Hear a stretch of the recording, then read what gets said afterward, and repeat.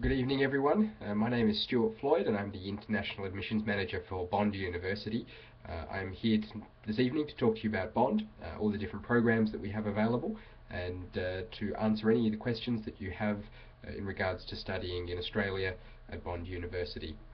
I'm going to wait for a moment or two just to see if anyone else comes online. I believe we have somebody already, but if you just bear with me for 2 moments and we'll get started very shortly.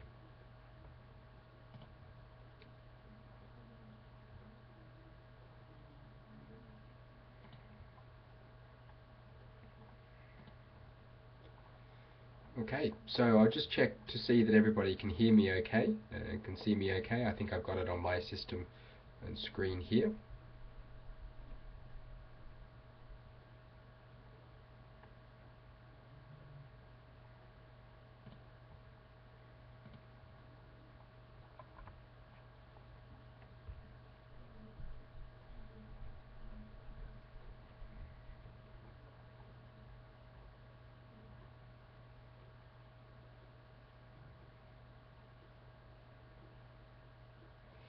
Okay, so to get started, tonight the session will go through a number of different things. We'll talk first of all generally about the university.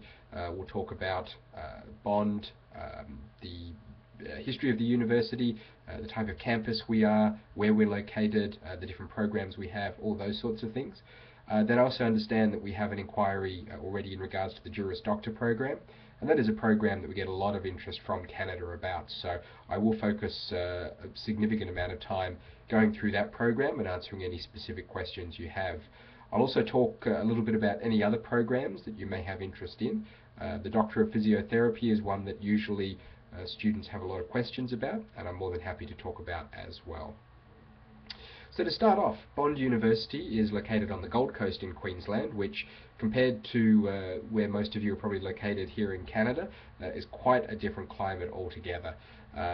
Queensland is one of the sort of fastest growing states in Australia.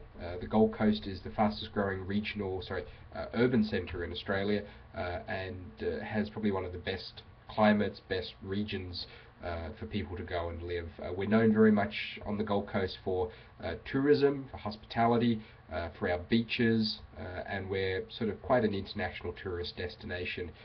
One thing that most people don't know is that the Gold Coast is also the centre in Australia for international education. We have more higher education facilities and spaces per capita than anywhere else in Australia. We have some excellent universities. There's Bond University, Griffith University, Southern Cross University, very close to Brisbane, which also has the University of Queensland, Queensland University of Technology, as well as a number of other smaller colleges, TAFE colleges, private colleges, English language centres, and all those sorts of things. So the Gold Coast is definitely a centre for education in Australia, not just great surf beaches. Bond University itself was set up in 1989, so we've been open now for almost 25 years. We're actually celebrating our 25th anniversary coming up next month. Bond has achieved a lot in this time. We are Australia's #1 rated university for student experience, and for a number of our different programs we are seen as the best program. We're internationally recognised, and we've worked hard to achieve sort of really outstanding outcomes for our students, both while they're at Bond, so they have an excellent experience, but also then once they leave Bond as well, in terms of the opportunities they have for work, for their careers, for international engagement, all of those sorts of things. Bond itself is a very international university, so since the very beginning we have aimed to be approximately 50% international, 50% domestic in terms of our composition of students. We also managed to maintain a 50-50 split between male and female students, which is excellent, and we really focus on providing a very diverse sort of campus for our students and for our staff to study and work at. In terms of the students, in terms of the international students, we have the majority of our international students, or the biggest group, actually come from Canada. A lot of those are studying the law program and physiotherapy, so we have approximately 250 or so Canadians currently at Bond. In terms of total student population, we have approximately 3,500 students, and that's split across undergraduate, graduate, and across all of our programs. Other information about the student build-up. We have about, as I said, 50% domestic students as well, and they're from all over Australia. So we don't just have students from the Gold Coast or from Queensland, but when you do travel and study there, you'll be meeting students from all the different places. Myself, I'm a graduate of Bond. I completed my law and international relations degrees there. I'm from Adelaide originally, and so made the move after high school up to the Gold Coast to do my studies there. Many of my friends were from Melbourne, from regional New South Wales, from Perth, from all over the country. In terms of international countries represented, we've got over 80 different countries represented this semester, and that's average for most semesters. They come from all corners of the globe, so all over Europe, North America, South America. We get a lot of students from Asia. The good thing is that no one country represents more than about 10% of the overall student population. So that means that you get a really, again, diverse background of students, which all adds to the student experience, to the campus life that you have available to you. Also importantly, it also gives you the opportunity to meet students from different places in the world to build your network, both personally and professionally. Bond itself teaches courses at both the undergraduate and the graduate level. We sit about 50% enrollment for each group, so that means about half of the population is undergraduate students, half of the population are graduate students. In terms of the programs we teach, we have 4 faculties. We have our Faculty of Law, our Faculty of Society and Design, which is our newest faculty and incorporates programs in communications, social sciences, humanities, as well as our Institute of Sustainable Development and Architecture. We have our Faculty of Business, which incorporates programs such as our MBA, our Bachelor of Business and Commerce programs, accounting, finance, etc., and also our Faculty of Health Sciences and Medicine. Our Health Sciences and Medicine faculty focuses mostly on sporting type programs, so we have our Doctor of Physiotherapy, Exercise and Sports Science, as well as our new programs in Nutrition and Dietetics, and we also have a new Master of Public Health as well. In terms of the university's recognition internationally, we are, from a law point of view, the most recognized, most awarded law school in the world in terms of international mooting competitions. Our business school has recently received AACSB accreditation, which is an international accreditation for business schools that only the top sort of 2 to 5% of business schools achieve. So it basically places us up there at the very top in terms of our field. Our Doctor of Physiotherapy program is very well acknowledged worldwide. It's actually based on the Canadian McMaster University program. And so that means students who complete that program are able to come back to Canada and here in Ontario basically be treated like sort of Canadian graduate students. So just having a look at the students we now have on our webinar live tonight, I see we have Kevin from Barrie, welcome, and we've also got Mike. You guys both seem to be interested in the JD program and also physiotherapy. So we'll talk a little bit about that in a moment. A couple of the different things that set Bond apart from other universities in Australia, obviously our location being one of them on the Gold Coast. It's a fantastic place to study. I've already given you a little bit of information about that. And in terms of the climate, summer you can expect sort of temperatures ranging up into the 30-35 degrees. Winter you can be looking at no more or no less than about 20 degrees. So it's a really beautiful climate, very similar to say Hawaii or somewhere like that to study. In terms of the university itself, we actually run on a 3-semester per year calendar, sorry, trimester calendar. This is quite different to a lot of universities around the world who usually just run on a 2-semester calendar and have a large summer break. At Bond, the 3 semesters, we have actually focus or follow the North American or the Canadian schedule. We have a semester that commences in September, one that commences in January, and one that commences in May. We have usually 3 to 4 weeks between each of those semesters, and each semester is 14 weeks in duration. I just had a question here in regards to the Juris Doctor program and transferring back to Canada. Very good question. I'll actually cover that in a moment. I'll start talking more about the JD program and we can talk more about that. Actually, I might jump into that now and talk specifically about the JD Law program. The JD at Bond is a 6-semester degree. It is so therefore is able to be completed in just 2 years with our 3-semester per year calendar.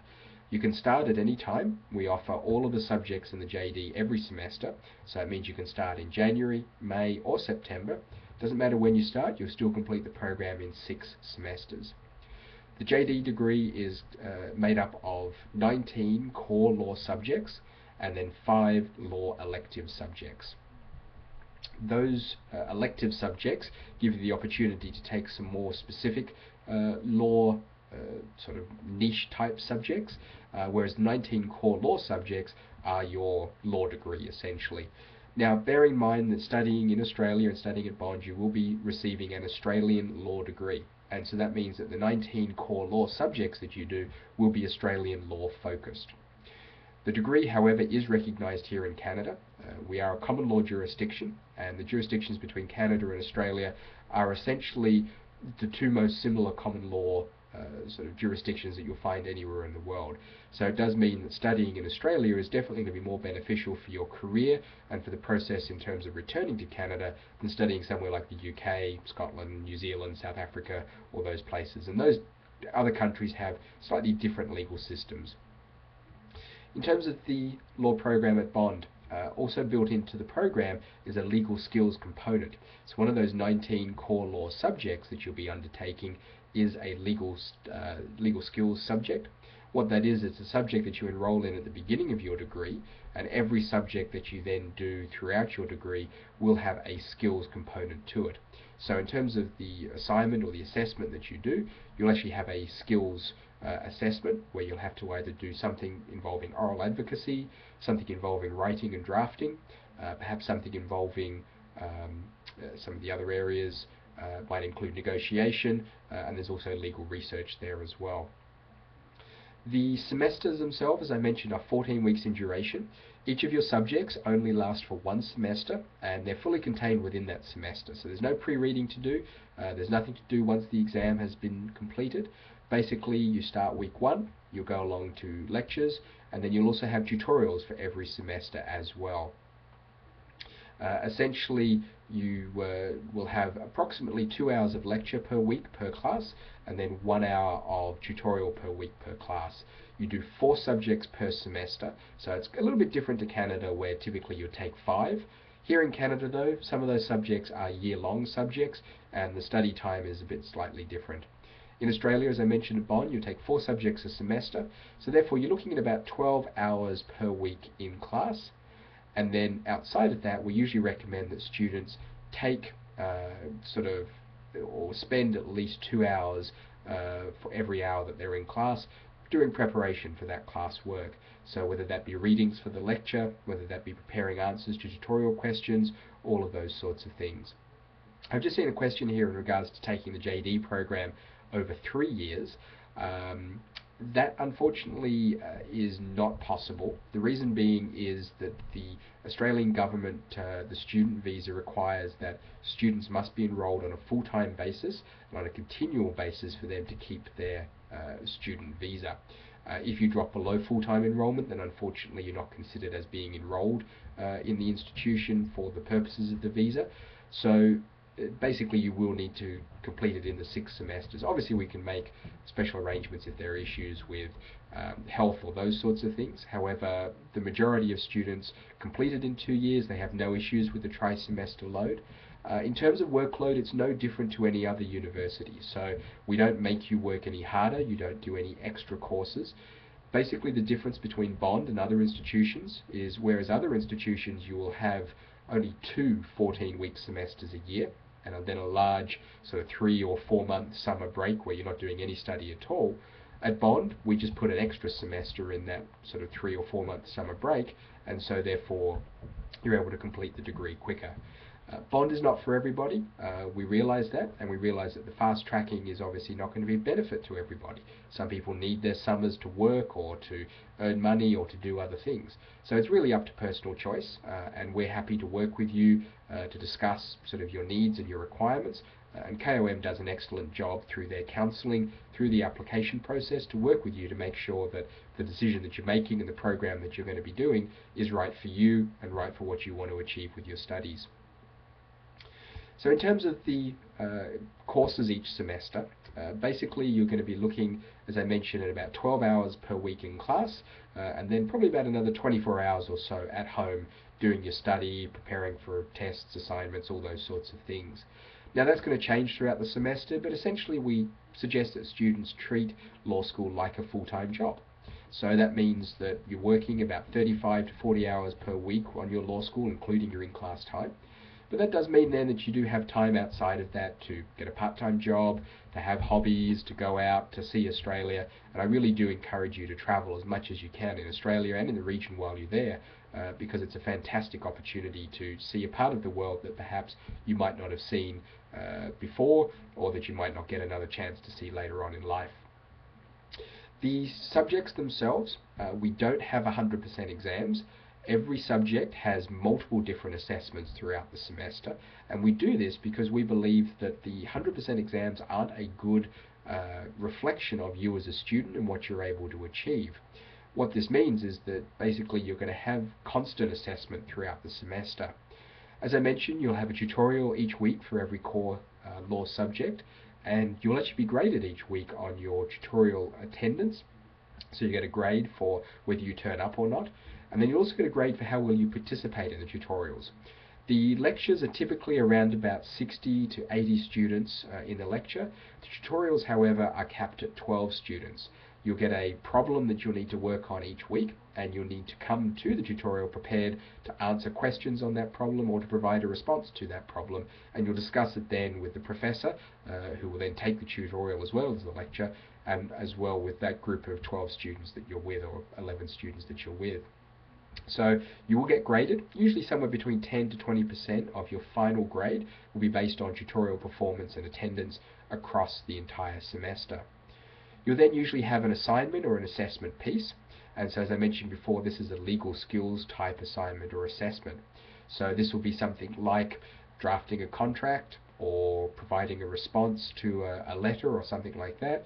You may have to research a problem on a number of the legal databases and those sorts of things, or you may even have to prepare to do a negotiation, or even stand up in one of our legal skills facilities, our mooting or our courtrooms, and actually do say a plea of mitigation, or speak in front of a judge, or those sorts of things.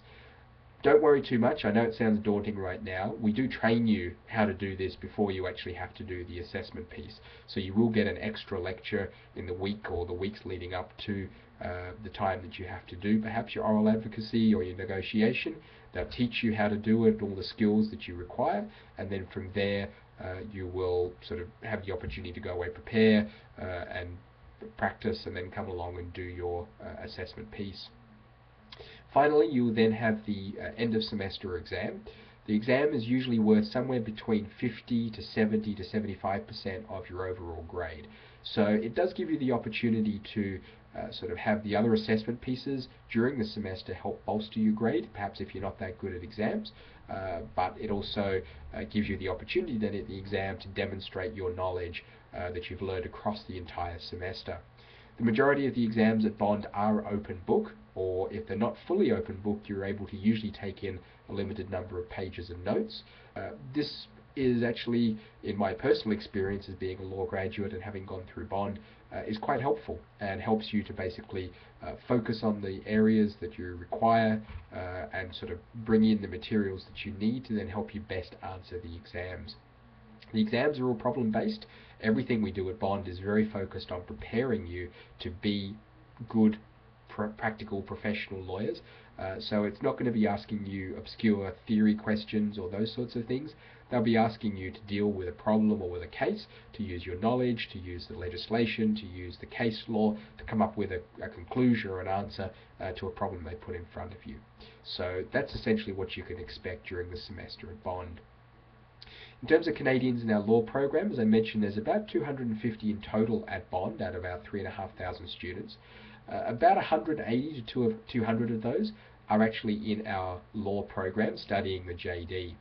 The law school itself is only about 800 students, so you can see that the Canadians make up about 1/4 of the JD program.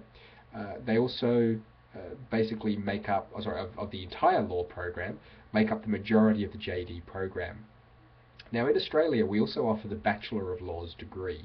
This is what I did. I did my law degree straight out of high school, and that's what most Australian students will do to become a lawyer. They will do law school as the first or undergraduate degree that they take, usually in combination with another undergraduate degree, but they'll take it at the bachelor's level. So for those of you going in as Canadians doing the JD program, you'll find that there is going to be a bit of a split between the Australians and the Canadians. You may have some Australian students or some other international students doing the JD, but for the most part it'll be other Canadians with you studying the JD program. There will be plenty of opportunity though to mingle and to mix with the Australians, to work with the Australians. Some of the elective subjects that are on offer are mixed between the two levels, undergraduate and graduate, and will also include students from other faculties who are perhaps taking elective subjects in law, so you will still get a very international experience. In terms of the JD program itself, as I mentioned, you have the 19 core law subjects and the 5 elective subjects. I just had a question here in regards to a particular law strength at Bond. Basically, as I mentioned before, Bond is very focused on the practical professional skills of training lawyers how to be lawyers. So all of the courses that we teach, as I mentioned, have a very practical skills focused component to them. We actually invested quite heavily in this at Bond to the point where we've actually built an entire building dedicated to the teaching of legal skills. We have a number of electronic moot courts, specialized negotiation rooms, as well as client interviewing rooms, and fantastic sort of different facilities that students can use, to the point where the facilities we've built are actually used by real live courts and judges, etc., when they're not being used by us for classrooms. So we very much focus on providing students with that. The other thing as well is also providing students with the opportunity to connect with employers, to have professional opportunities throughout their degree, and to be prepared then to return either to Canada or to stay in Australia and to become lawyers working in their profession. In terms of our elective subjects, we teach approximately 150, depending on visiting professors and those sorts of things. We have focuses on a whole wide range of things, everything from things like copyright law, intellectual property, right through to sports and media law. We have elective subjects in banking and finance law, animal law, so sort of animal experimentation, those sorts of things, a whole range of different areas. Really, whatever you want to study, we have an opportunity for you to take that as part of the elective program.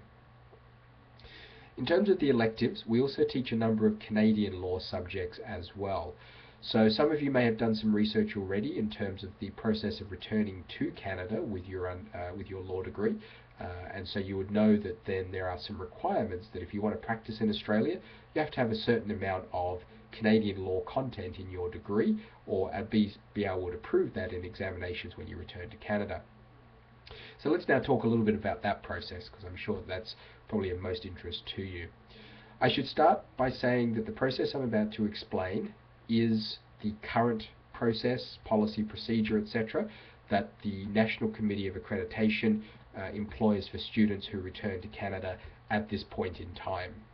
The National Committee of Accreditation is the body that is essentially governed by the different law societies across Canada, and essentially represents their gatekeeper, or the gatekeeper for the profession, that monitors international students or students who have obtained their law degree outside of Canada coming back to Canada, and making sure that all students who enter the legal profession, or law graduates who enter the legal profession in Canada, are educated to the same level. So I'll refer to the National Committee as the NCA. Their current policy is that they require all students who obtain a law degree outside of Canada to apply for what's called a Certificate of Qualification.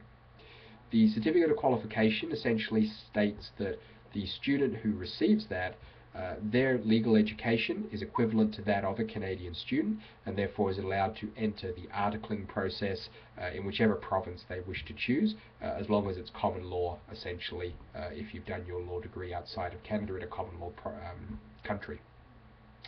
To obtain that Certificate of Qualification, you need to make an application to the NCA for a CQ, Certificate of Qualification, upon completing your law degree and upon graduating. So you need to wait until you've received your final transcript from Bond or from any law school outside of Canada, and you then apply to the NCA providing both details of your undergraduate studies as well as your law degree. They also usually ask for a resume as well. When they assess your application, they're looking for 4 key things. The first is that you have completed an undergraduate degree or at least 2 years of sort of study at the undergraduate level or outside of a law degree. If you take, let's say you come to Bond without having completed an undergraduate degree and you wish to go straight into the Bachelor of Laws, and we're getting more students who are doing that, that is definitely a possibility. Both the LLB and the JD are accepted qualifying law degrees for the purposes of the NCA, and so therefore you can do that. But I would recommend checking with the NCA in regards to your own personal circumstances. The majority of you here tonight, I think, are looking for the JD program, so therefore have your undergraduate degree already, so therefore you're going to have that first requirement met of having an undergrad degree. The second requirement for achieving a certificate of qualification is that you have completed a qualifying law degree. And so as I mentioned, both the JD and the LLB, the Bachelor of Laws from Bond, are qualifying law degrees which enable you to meet that requirement. The third requirement of the NCA is that you have achieved a minimum of a 55% grade in every single one of your law courses. And so this is going to be up to you. Essentially, you're going to need to basically study hard. We don't hand out passing grades. We don't just make sure that everybody passes to get through. We do make our students work very hard for the grades that they achieve. But if you do put in the effort, you do put in the time, and you do put in the commitment and the dedication, you will receive the grades that you deserve from your studies at Bond. Typically with our Canadian students, we try and push you to achieve sort of a 60% grade or higher, and so that's something that sort of just be aware of, and we kind of reflect that in our entry requirements as well, making sure that students are consistently performing at a high academic standard. The final requirement the NCA look for is that you have either completed courses or have demonstrated knowledge in 10 key Canadian law areas. Now, a lot of those law areas are actually covered by your Australian law degree. You're probably asking or wondering why that is the case. The good thing, as I mentioned probably a little bit earlier on in tonight's talk, is that the Australian and Canadian legal systems are probably the most similar common law legal jurisdictions in the world. So what this means is that to become a lawyer here in Canada, there are 10 key areas that you need to have knowledge in or have learned or etc. So they cover things like contract law, property law, corporations law, tort law, as well as evidence, legal ethics and professional conduct, criminal, constitutional law, foundations of Canadian law, and administrative law. So that's a good range of subjects there. What the NCA do, though, is they look at your degree and they say, well, if you've studied in Australia and you've taken the Australian version of contract law, property law, corporations law, torts law, etc., then they are sufficiently similar to the Canadian subjects, but out of those 10 requirements they have, they will credit you for up to 6 of them. So that is something that's obviously of benefit to you. The 4 courses, however, they won't credit will be Canadian criminal law, Canadian administrative law, foundations or introduction to Canadian law, history of Canadian law, and then the final one is Canadian constitutional law. So those 4 subjects are very specific to Canada, and they are subjects that they require you to have knowledge in or to have study on. Now, if you haven't taken those subjects, which typically you won't have done in an international course, when the NCA make their assessment, they'll then basically go through that process, look at the 4 different areas and say, okay, well, you're missing knowledge in those 4 areas, or you're missing a course in those 4 areas. What they'll then do is they'll provide you with a syllabus for each of those courses that you don't have knowledge or haven't studied, and then you'll be able to register for examinations that they hold, and basically self-study, go along, do the examination, and either on a pass or fail basis be able to go sort of get through that course, and then from there sort of meet all of their requirements that they have, be awarded your certificate of qualification, and then be able to apply for the articling process and registration with the Law Society. The good thing at Bond is that we actually offer those 4 required Canadian specific courses. They are taught by Canadian professors, and we are the only law school outside of Canada that teaches those courses with approval of the NCA. So what this means is that if you choose those 4 courses as elective subjects at Bond, so as I mentioned, you have the 5 law electives, you can choose those 4 courses as those electives, you will then have met, as long as you meet the other NCA requirements, all of the course requirements of the NCA, and therefore you shouldn't have any exams to do when you return to Canada. So that is obviously a great benefit. It's a reason why we do have so many Canadians studying with us, because the process to returning back to Canada is a lot smoother than going elsewhere in Australia or even somewhere like the UK. And it also means that you can save time in not having to wait for exams or do exams, and also save time in terms of, and save money as well. Now, I mentioned at the very beginning of my talk about the NCA process that is the current policy. The NCA is a third-party organisation. Bond has no control over the NCA assessment of applications. We are completely outside of that process. What we do is we work very closely with them to ensure that we are constantly meeting their requirements, that our courses meet their requirements, that our program and our students meet their requirements. But whether or not you get through the NCA process with examinations or without examinations is going to be up to you, the courses that you choose, the subjects that you take, and how the NCA assesses those. Now, at the moment, if you contact the NCA, and I encourage everybody here to do that, contact the NCA direct and find this information for yourself. They will probably tell you that the policy and the procedure that I've just outlined is currently under review, and that is correct. It has been under review now for about the last 4 or 5 years, so it has been under review for a significant amount of time with no change to that current policy or procedure. They have indicated to us that there is a possibility that those courses may no longer be accepted by the NCA, those 4 Canadian courses, meaning that students will be required to take the Canadian examinations when they return to Canada. This hasn't been confirmed yet. So I can tell you that the policy as it currently stands, we have been given no indication that that will be changing anytime in the future.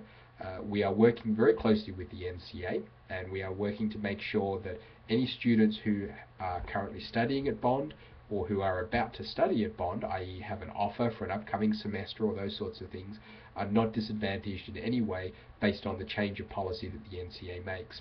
However, I must stress that the NCA is separate to Bond, and any decision they make is something we're going to have to fall in line with. As I said, we'll work very closely with them to make sure that we can try and mitigate any issues or make sure that the transition is as easy and as smooth as possible. But please keep in mind that we are not in control of that process.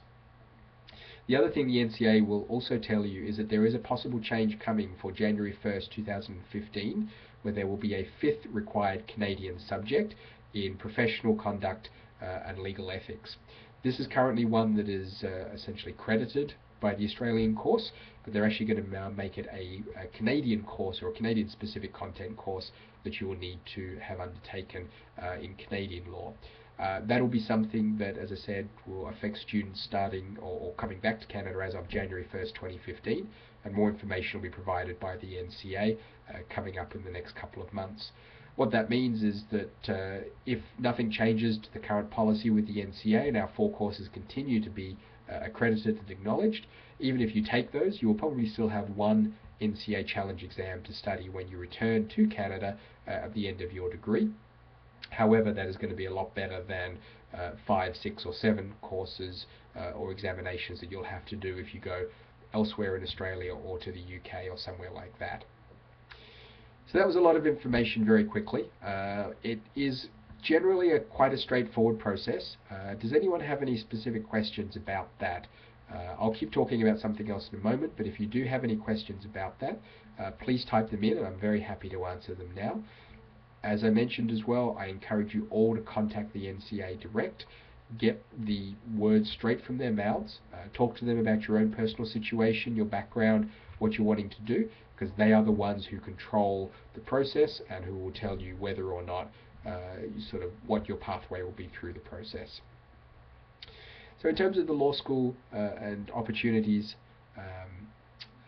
basically once you then return to Canada and you've got your certificate of qualification, we do a lot of work throughout the year with law firms here in Canada, whereby our Dean of Law and our Graduate Development Office actually travel. They meet with a number of Canadian law firms, mid-tier, small firms, top tier firms, and they're promoting constantly the Bond program, our Bond graduates, our successors, and trying to basically forge relationships so that you are sort of have opportunities to come back and work here in Canada. The employment market, as I'm sure many of you have read, for lawyers, especially in downtown Toronto and in the GTA, is quite tight. That's not just for international students, but that's even for Canadian students as well. Typically though, the regional areas, so even just outside of Toronto or other area centres in Canada, places like Calgary, Edmonton, even Vancouver, are very strong markets at the moment and have a lot of places, and that's where a lot of our graduates are finding great success in terms of finding jobs. I've got a question here in regards to Canadian students practicing in Australia afterwards. Yes, that's absolutely an opportunity. The degree that you're completing is an Australian law degree, so it meets all of the requirements of the Australian Bar Association and of the law societies there. Basically, the process once you complete your degree in Australia is you then need to enrol in a program called the Professional Legal Training Postgraduate Diploma of Legal Practice. It has various different names, but essentially it's the equivalent of our articling process. We do it a bit different to Canada though. So our process is actually split between more study and a legal sort of practicum. So basically it's a 6-month program, the first 3 months of which you'll be spending in the classroom doing basically 9-to-5 work, practicing to be a lawyer. So you'll be learning how to write cases, how to keep notes, how to do all the different transactions that lawyers do on a daily basis. You'll then have a 3-month or 75-day placement with a law firm. We will help you sort of find one of those. We offer the PLT program, and we help you connect with lawyers. You'll do that. It's a voluntary or unpaid placement. And at the end of that 6-month process, you're then able to apply to be registered in Australia. I know many Canadians who have done that after finishing at Bond. I would say about 15 to 20% of students are now actually staying in Australia and working as lawyers for up to a couple of years, or sometimes even permanently, before they come back to Canada. In terms of the visas, because you'll be studying a graduate level program of 2 years in duration, you will be eligible for the government's post-study work visa. What this allows you to do is remain in Australia for up to 18 months upon conclusion of your study and working in your profession. So it's a great opportunity to encourage students to stay in Australia. As with anything to do with visas, I encourage you to check direct with the government. They do change on a regular basis. This post-study work visa has now been in place for about 18 months or so. It has been quite successful, but it doesn't mean that it won't change between now and when you finish your degree. The other good thing at the moment is that lawyer, so barrister and solicitor, are on the skilled migration list in Australia. So that means you can apply for permanent residency once you've completed your degree and have sort of finished your study and are now working as a lawyer. So that is an opportunity for you as well. Actually segues very nicely into the next question I can see up here, which is regards to changes coming to articling positions. So the Ontario Law Society has actually just adopted or just approved a trial run of a new articling program based on the Australian program that I've just explained. So it'll be run by Ryerson University in Toronto, and what it will be very similar, whereby when you come back you'll then have the opportunity, once you've got your certificate of qualification, when you register with the Law Society for articling, you'll have the opportunity to either find a traditional articling place, or you'll be able to register with Ryerson's professional legal program, professional law training program, and it'll be very similar to basically where you'll essentially do 3 months in classroom of intensive study and then 3 months unpaid work placement with a law firm, very similar to sort of a summer articling job, those sorts of things, and then from there you'll be able to sort of find a place and be called to the bar. You'll do your barrister solicitor exams during that time as well. I encourage you to check with Ryerson University about that. They have all the details on their website, or you can contact them direct. And there'll be hopefully a fantastic opportunity for Ontario students to be able to access the legal profession. Just had another question now in regards to entry requirements. Excellent question. Thank you for raising that. I think I almost forgot about that. So in terms of entry requirements, essentially we're looking for students who, as I mentioned before, are achieving at a high academic standard consistently. So we have a minimum entry requirement of a 70% cumulative GPA across all years of your undergraduate study. We look at your GPA from every year, not just the last couple of years, but every year. Now, I know many of you are probably thinking, ugh, my first semester or my first 2 semesters weren't great, but after that, I did very well. That's okay, because we do take that average across all years of your study, so across the 4-year degree. As I mentioned, we also look for consistency as well. So when the faculty admissions committee are looking at your application, they're looking for you to have achieved sort of that 70% or a sort of good solid B grades, especially in your last 2 years of your study. We want to see that you weren't getting C's and D's or F's or anything like that, but that you were staying around that A, B standard level. So academic performance is probably the key entry requirement for us. We do not require the LSAT. So even if you sit the LSAT, we don't really care about what the score was. We don't even want to know that you sat the LSAT. It's not a part of the Bond assessment process. University of Melbourne is the only Australian university that requires the LSAT. All other universities basically make their own decision on whether or not they look at it, but my understanding is that no other Australian universities actually use the LSAT in regards to their admissions to the program. Now, some of you are probably thinking, well, 70%, that's a lot lower than Canadian schools, and it is. The reason being is that Canadian law school admissions are all based on demand and supply. So there is a significant amount of demand for a very small supply of Canadian law school places, which I'm sure is what many of you have found already in your research and why many of you are probably also looking to go overseas. The 70% requirement is something that we've essentially come to over the last sort of 10 to 15 years of working with students. We found that students who come in sort of with that grade or with that average or above typically do the best at law school. Those who are below that typically may falter a little bit, and we don't want to set you up to fail. So if you don't meet that 70% requirement, we do have various pathway options for you to take, where you can come and study in, say, another graduate program at Bond for 1 semester, upgrade your GPA, essentially pass those subjects, and then from there you're able to transfer into the JD after just 1 semester. So there are different options for you. We will work with you, and we do look at a whole range of different things. Also, in terms of entry requirements, we'll ask you to provide a resume, so we want to look at your work experience, if you've had any. We also ask then for references as well. So if you are currently in your study or just close to finishing your study or have just finished your study, we'll ask for 1 academic and 1 work reference. If you've been out of study though for a couple of years, typically we'll focus more on your work experience, and so we'll need a couple of work references. Those are all the minimum requirements. You're welcome to provide more information to us as well if you would like to.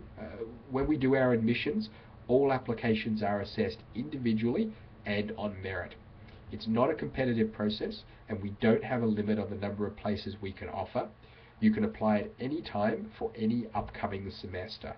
So basically, you tell us which semester you want to start. The entry requirements for every semester are exactly the same. So applying for September is not going to be any easier than applying for January. It's going to be exactly the same. So just keep that in mind when you're applying. I really encourage you to use the services of KOM Consultants. They do an excellent job in helping you piece together all the documents that you need for your application, and getting your documents certified and original copies down to us. They will then work and liaise with Bond to make sure that everything is covered off, and then once you do get your offer, they'll then work with you on going through the process of accepting that offer, paying your fees, getting all the paperwork ready, helping you with your Australian visa, as well as accommodation and getting yourself down to campus. So they do provide an excellent service from that point of view. I think that pretty much covers everything in terms of entry requirements. One more thing I might just want to mention is in regards to the difference between the JD and the Bachelor of Laws. Some students ask whether or not, if they don't get into the JD, they can get into the LLB or vice versa.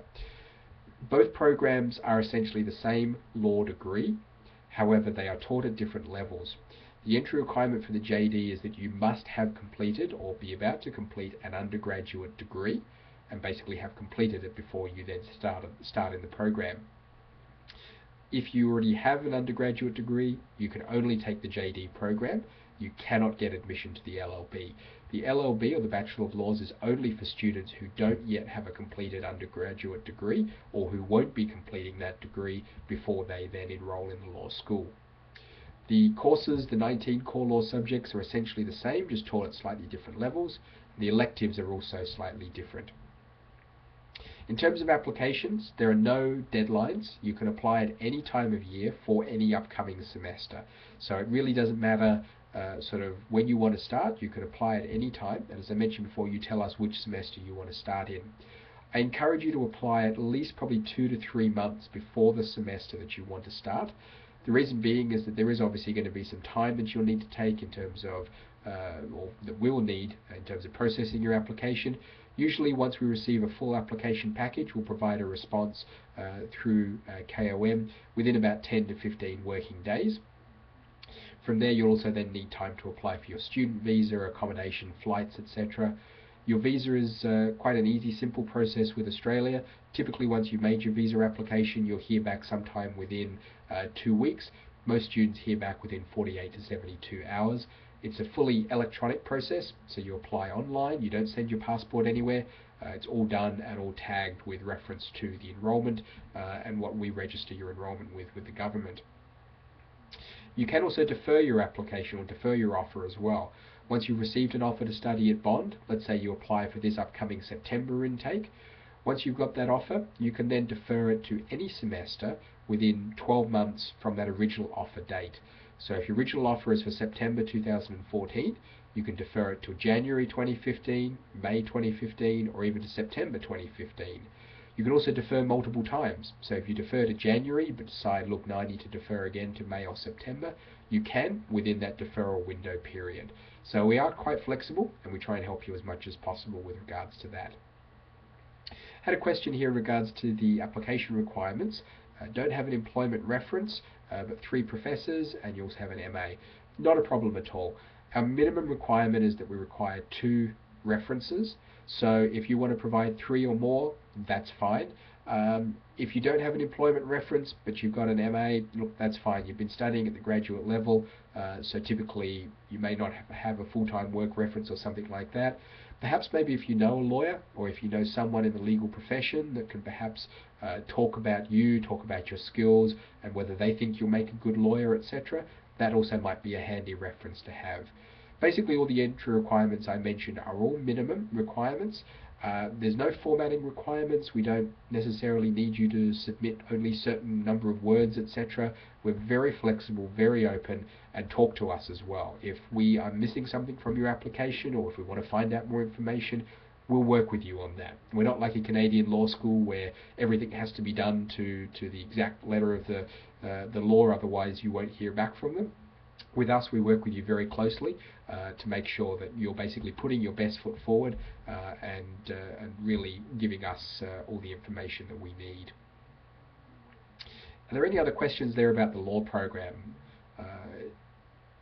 The other thing I might ask as well is if there's anyone out there who's looking at the Doctor of Physiotherapy program here this evening.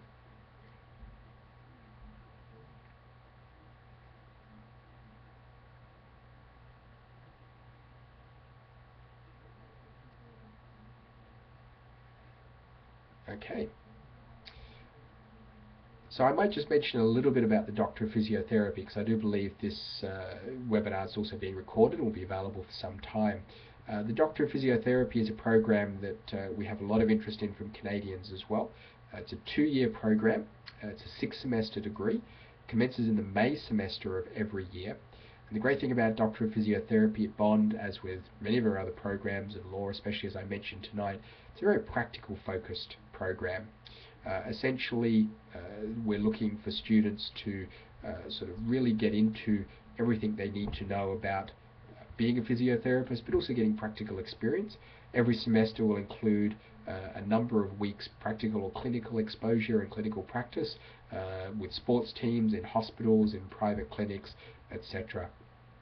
Entry requirements for the program will require students to have a Bachelor of Kinesiology or Sports and Exercise Science or something similar in that field. There are a number of requirements in terms of prerequisite subjects, and so I encourage you to familiarise yourself with those on our website or through KOM Consultants. The physiotherapy does have very specific application dates. This year they'll be from August to September. Students will then be shortlisted, and those shortlisted will then be required to conduct an interview over Skype or by telephone, and from there offers will be made before the end of the year this year for entry in our following May semester. So that's just something to keep in mind. There is quite a lot of information on that program on our website. It is quite detailed and quite specific and does change every year, so I encourage you to keep updated on that. And if you have any specific questions, then by all means get in touch with either KOM Consultants or with me direct at the university. Are there any other questions out there specifically about Bond, law program, or anything else tonight that you would like me to cover?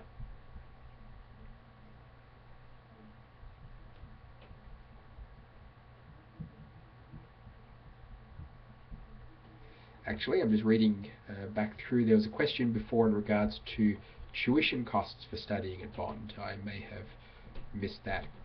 So in terms of the JD specifically, and with pretty much all of our other programs as well, excluding physio and a few of our other degrees, you're looking at approximately $4,000 per course or per subject. Remember, you do 4 subjects or 4 courses per semester. So you're looking about $16,000 per semester in tuition fees. We do 3 semesters a year. So in total for the 12 months, you're looking at $48,000 in tuition fees. For the 2-year program, it's therefore about $96,000 in terms of tuition for the JD. All dollar amounts I'm about to talk about or have talked about are in Australian dollars. I can tell you, however, that at the moment the Australian dollar and the Canadian dollar are pretty much exactly on par. So everything I mention in dollars is essentially the same whether it's Australian or Canadian. In terms of living expenses, so the $16,000 per semester is just your tuition, so that's just your place in the class. If you then factor in living costs, we usually recommend that students budget approximately $25,000 per year for all of their non-tuition expenses. So that will cover your rent, your food, textbooks, travel, fun money, party money, those sorts of things. And so that's essentially the budget that we very much suggest that you work towards. What this means is that for your 2-year program, you can be looking at somewhere around about $140,000 to $150,000 in total costs. Living, tuition, travel, absolutely everything. In terms of funding those costs, you do only pay for your tuition on a semester by semester basis. So you only pay for those 4 subjects that you're enrolled in that semester. So you're looking at about $16,000 every 4 months or so. From there, basically you can access funding from Canada. So there are a number of different options for you. You can look at the Ontario or the various different provincial government loan systems, so OSAP, BC Aid, Alberta Student Aid, etc. And so that's opportunities for you to borrow money just as you would do if you were studying here in Canada. Bond University is fully registered with all of the Canadian provincial loan and Canadian federal government loan systems, and so you can use that money.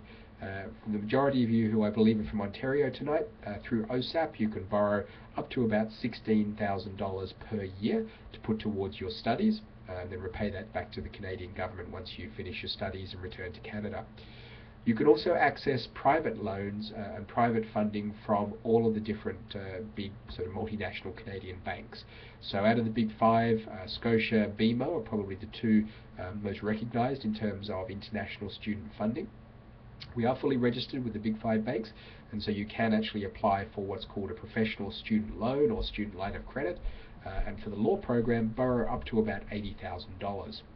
So this does mean that in terms of your total overall cost you may be a little short, and most students will typically, in terms of borrowing completely, and so most students will typically either use family money or money that they have saved up along the way to also help cover some of their costs. On the Australian student visa, you can also work in Australia, which is fantastic. As I mentioned before, it's definitely possible to work while you're studying at law school. Most students will work somewhere between 10 to 15 hours per week. And the great thing in Australia is that minimum wage for students who are typically over 22, 23 can be up to about $25 an hour. So typically in the range of $15 to $25 per hour. Therefore, if you work, say, 10, 15 hours per week, that could be enough to cover your rent or your food, or even just provide sort of some extra money for you to go out and do different things and travel while you're in Australia. So there's lots of opportunity there for you to help cover those costs. At present, the Australian government doesn't offer any money to Canadians or to any international students. And at the moment, we're currently reviewing our scholarship program. We previously didn't offer any scholarships or any bursaries to students studying law who were from overseas. I'm hoping that's going to change under the current review. However, I'm not aware of any changes that have been acknowledged yet. So I very much, unfortunately, don't know anything about the scholarships that will be on offer for upcoming semesters. I encourage you to work with KOM Consultants and to talk to Bond or to contact me direct in the coming months. And keep an eye on our website for international scholarships as well. Okay, just a couple of other questions. Question here in regards to the application. There's a question there about whether you need a personal statement along with a resume. When you apply to the program, KOM Consultants will help you with the application form. Part of the application form there's 4 kind of personal statement questions asking you why you want to study in Australia, why you want to study at Bond, talk about your future goals and ambitions and those sorts of things. I encourage you to start sort of maybe preparing statements for that now. For those personal statements, there's no formatting requirements, there's no length requirements. Basically, we just want you to answer the question concisely and to give us basically your honest answer to that question. So don't worry too much about those, but they are part of the process. There's also a question here in regards to whether we cover family law and whether it would be a Canadian equivalent. We do offer family law as an elective subject. It's not a core law subject, it is an elective. It is something that is quite popular, and I've had a number of Canadians who have wanted to do it or who have done it, and they have said that it has been acknowledged here in Canada as being a good foundational basis. The thing to keep in mind with practicing law and specializing or those sorts of things is that unlike other disciplines, you actually won't do your specialization as part of your degree. The law degree is very much a program that you do to learn to be a lawyer and to learn the skills of becoming a lawyer. To do specializations like family law or environmental law or those sorts of things, that will definitely or will typically occur once you get into your articling and during sort of your traineeship essentially in your early years of being a lawyer. That's where you'll choose your direction and you'll use practice to help teach you sort of those different areas or to specialize. You may do further courses, further training, etc. beyond. Your core law degree though, which is what you'll be doing here or what you'll be doing here in Canada, would be essentially just a general law degree, as I mentioned, teaching you the skills to become a lawyer. Typically as well, when you're at law school, you're not actually learning the law. Well, you are, but you're not learning the specifics of the law because they change on a daily basis.